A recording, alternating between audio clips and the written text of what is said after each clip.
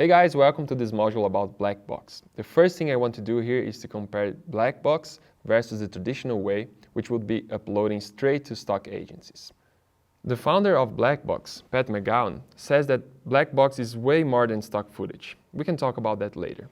But for now, let's say Blackbox is basically an aggregator, just like Wirestock, a digital platform that collects our files to then submit it to multiple stock agencies at once. For stock creators, this means that you can now be free to work on what you really like to do, while you let other users take care of writing metadata and keywords for you. It is also an opportunity for editors and copywriters to work on files of other users so they can get a share of the income. Blackbox is not only attracting the old experienced stock filmmakers, but it's also opening the doors for thousands of new contributors. And though there is a big hype around it right now, I do believe you should carefully take a decision if you are going to go exclusive with them or stick in the traditional way and keep doing your uploads straight to Shutterstock, Pond5, Adobe Stock. Blackbox is free to register and you can do it using the links that I have placed below. To help you make your own decision of which path to follow, I have prepared this comparison review. So let's go for this. I've been working on my own multi-agency workflow for years already. And no matter how good it gets, the whole process still takes several hours. Each agency has its own way of doing things. The categories names, it might be the maximum of keywords, the file formats. These are just a few given examples. That struggle alone makes Blackbox worthy of your attention. Because as for today, Blackbox submits your files to 4 agencies: Shutterstock, Pond5, Adobe Stock, and Vimeo Stock. Editing, color grading, writing metadata, all of this while trying to fit the stock agency's requirement is hard and tedious work. It gets harder if English is not your native language, which is the case for me and 60% of the students here. I would say that this is the most significant advantage of Blackbox, being free to focus on producing more footage and letting other users help you with the metadata.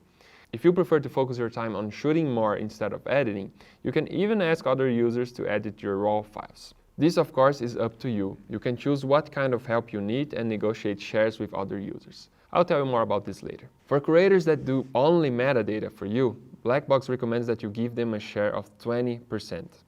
That means Blackbox is going to automatically send 20% of the earnings of your files to that user that you have assigned. For full curation, and that means someone that is not only writing metadata but also editing your raw files, Blackbox recommends that you give them a share of 40%. Blackbox platform will take care of paying each user through PayPal, so you don't need to worry about getting the payment done.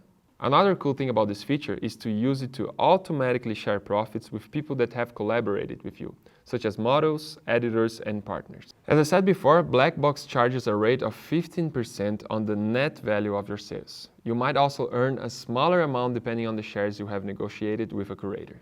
To make this clear, I will give you an example. Let's say that you made a clip sale of $100 in an agency where the commission is currently 30%. Typically, you would get $30, but that's where Blackbox takes its 15% commission, so you will actually earn $25.50. That used to be a big downside for Blackbox, but in some cases it might be beneficial, especially when it comes to Shutterstock, where the commission changes according to your level. And this is the same example I gave on the Wirestock lesson. But let me explain better to you again.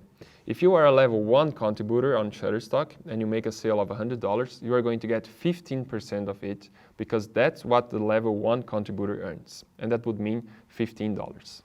If the same sale happens inside Blackbox or inside Wirestock, for example, the earnings will be way higher because Blackbox is probably on level 5 or 6. And that would mean, even after their cut, that you are going to earn something between $29 and $34.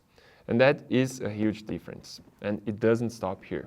Given that we are all contributing to the same Blackbox seller profile, you should probably get better search rankings for your files. And that means your footage will likely appear on the first line of results and consequently sell better. It's the size of our Blackbox portfolio that makes every member's content more searchable to buyers. But there is also a downside to this. As I just said, we are all contributing under the same Blackbox profile. So I believe you get it that your name is not going to appear on the stock websites publicly. Although you still got all the rights for your files, they will all appear under the Blackbox profile. Some people might see this as a downside, but let me be honest, is Shutterstock really the social network that you want to get famous at? You still own the rights over your footage, so you can still use it on your YouTube channel or something like that.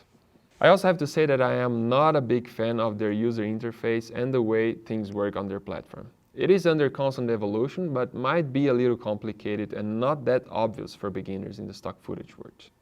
The biggest downside of all, and the main reason why I still prefer Wirestock over Blackbox, is because they don't accept images. They are video only. Wirestock, on the other hand, accepts both photos and footage. Alright guys, this was an overview of Blackbox, and in the next lessons I will show you how to use it step by step. Most of us contributors will prefer to move the work to Blackbox or another aggregator because of the time-saving capacity. Having my video files keyworded and uploaded to multiple websites at once is a dream come true. I do understand the ones that are manually submitting their files and prefer to stick with the traditional way to avoid the 15% rate of Blackbox. And once again, if you haven't subscribed to Blackbox yet, you can do it using the links below.